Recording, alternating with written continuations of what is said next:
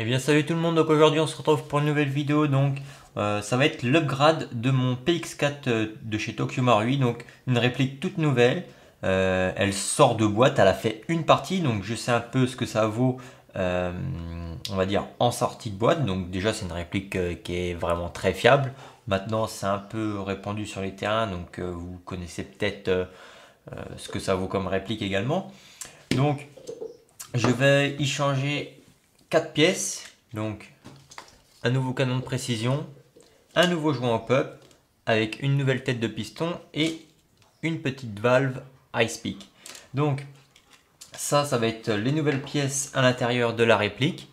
Et donc juste avant, pour avoir un comparatif quand même, je vais passer au passage chronie, bien évidemment, en 0,20 grammes. Et on va faire un test de consommation, donc voir avec une charge de gaz combien on peut faire de chargeur. Passage chronie du PX4 d'origine en 0,20 grammes. 265, 262, 255, 253, 251, 251. Donc là on voit qu'on est vraiment fiable, hein, on est stable surtout. Donc on est aux alentours des 0,60 joules, 255 fps. Donc déjà c'est une réplique largement jouable en sortie de boîte. Et donc maintenant on va comparer avec les modifs. Donc maintenant on va voir la consommation d'un chargeur.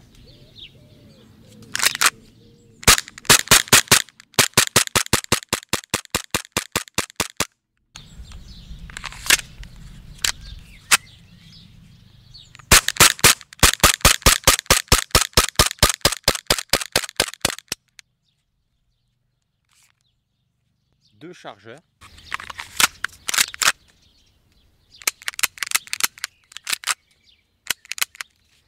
Donc là, on peut voir que d'origine, avec du gaz ATM, deux chargeurs de PX4, donc deux chargeurs de 21 billes, soit 22 billes. Pour commencer, on va retirer la culasse.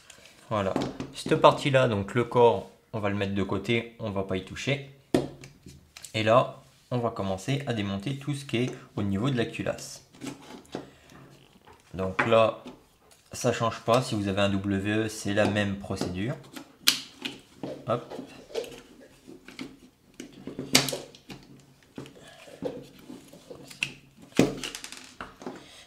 Attention, des fois il peut rester des billes, donc on fait gaffe. Là, on va commencer par changer le canon de précision. Donc, pour le démonter, simplement les deux petites vis qui sont là, plus la bague autour là.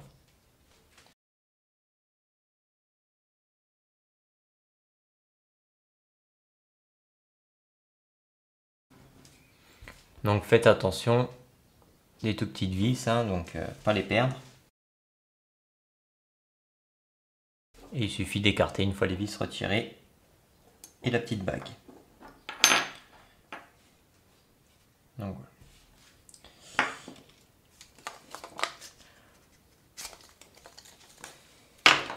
Le nouveau canon de précision. Donc là, le joint et le canon, on va le mettre de côté. Et on va s'occuper du nouveau joint. Donc attention au sens, évidemment.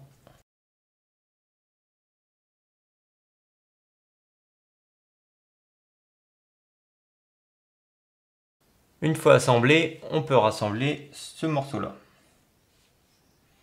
Tout en faisant attention à la partie hop-up.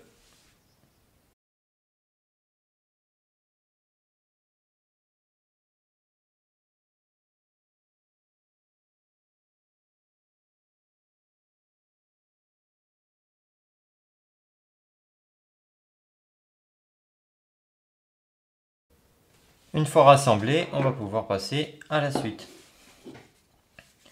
Donc pour retirer et pour accéder au niveau du piston, il va falloir démonter le cran de sécurité.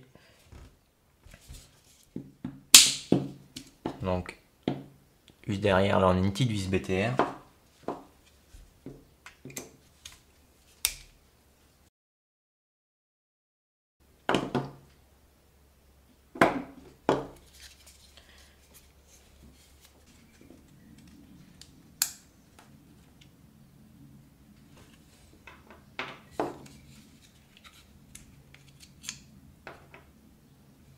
On sort le bloc piston. Voilà. Attention au petit ressort.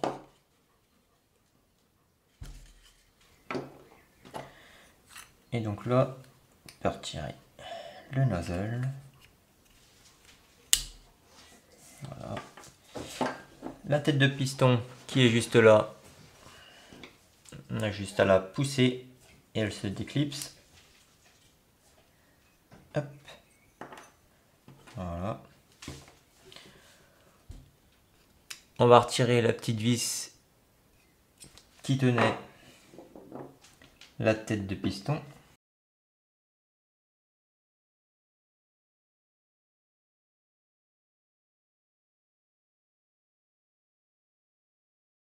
Et on va y remonter la nouvelle tête de piston, donc avec la bonne vis.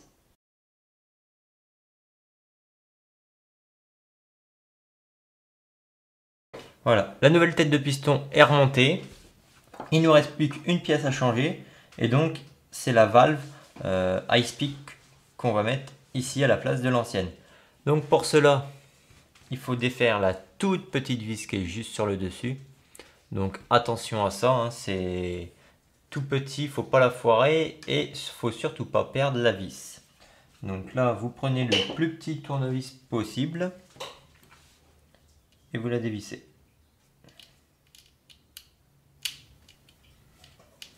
Donc, comme je vous disais, sur les Tokyo Marui ainsi que les WE, c'est les mêmes pièces. Vous pouvez faire exactement la même chose hein, sur l'un ou sur l'autre. Donc attention, vous voyez même pas la vis dans mes mains, si c'est vraiment tout petit. Hein.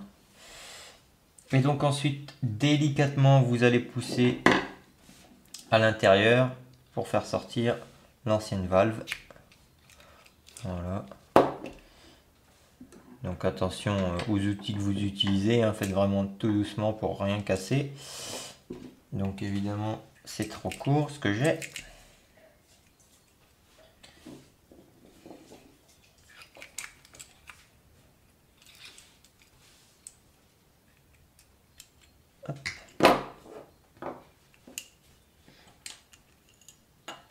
Et voilà. Donc là, c'est l'ancienne valve avec le ressort. Donc on va venir remplacer par une valve Icepeak. Donc voilà. Donc l'autre valve, on la met de côté et on va donc renfoncer la nouvelle valve donc dans le trou. Voilà. Il suffit juste de viser, bien placer le ressort. Voilà. Et donc ensuite, il faut réaligner les trous de vis ensemble.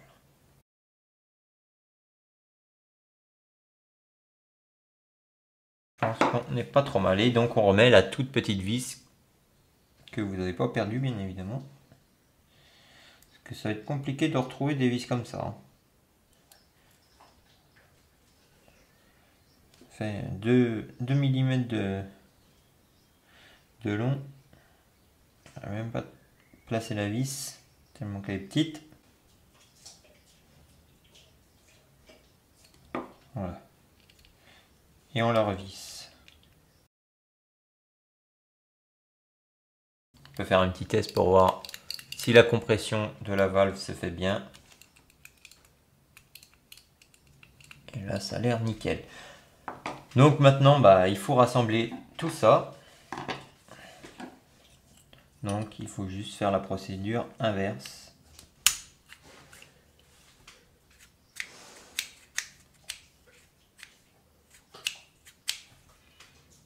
On n'oublie pas de remettre le ressort.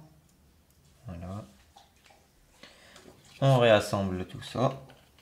Une fois réassemblé, on remonte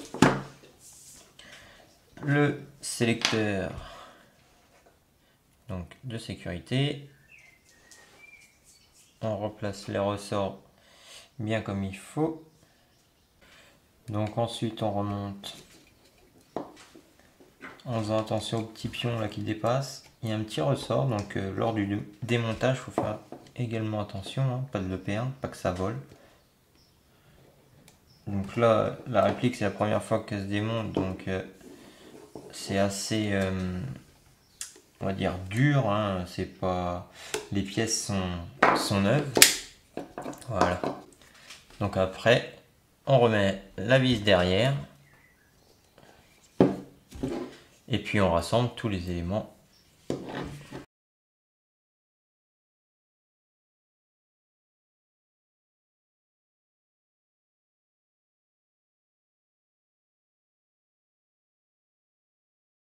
On peut rassembler l'ensemble.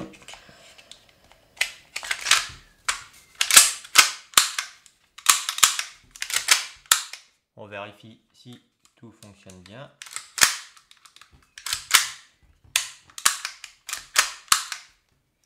Ça me semble impeccable. Donc voilà, on a changé le canon interne, le joint au pub, la tête de piston et la valve iSpeak.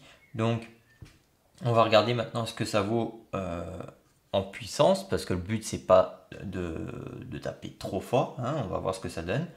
Et on va également voir le test de consommation de gaz, parce que la valve iSpeak normalement sert à consommer moins et avoir moins de dégazage. Donc on va essayer de voir ça.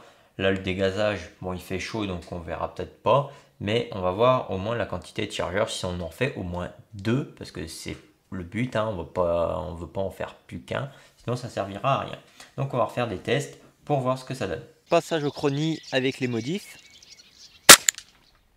270, 267, 265, 266, 262, 260. Donc là par rapport au test de tout à l'heure, on voit qu'on a à peu près 10 fps de plus, mais on est toujours bon, on n'est pas au-dessus des 300 fps, donc on est largement jouable partout avec ça. Maintenant on va essayer l'autonomie et voilà.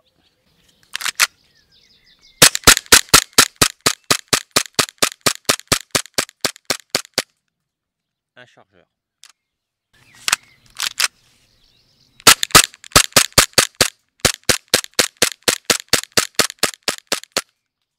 Deux chargeurs.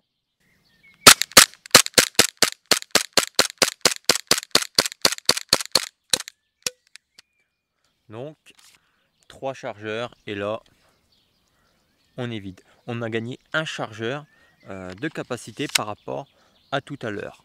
Donc là dehors il fait à peu près 18-19 degrés. Et donc voilà, c'est on va dire les conditions idéales pour jouer. Donc on a 3 chargeurs de 21 billes. Donc moi je dis que ça c'est plutôt cool. On a plutôt de l'amélioration par rapport aux pièces d'origine. Après il faut voir au niveau de l'hiver ce que ça donne, si ça évite vraiment beaucoup plus les dégazages ou pas. Sinon moi pour le moment j'en suis assez satisfait, hein, parce que pour le moment on voit que l'amélioration qui a été apportée à cette réplique.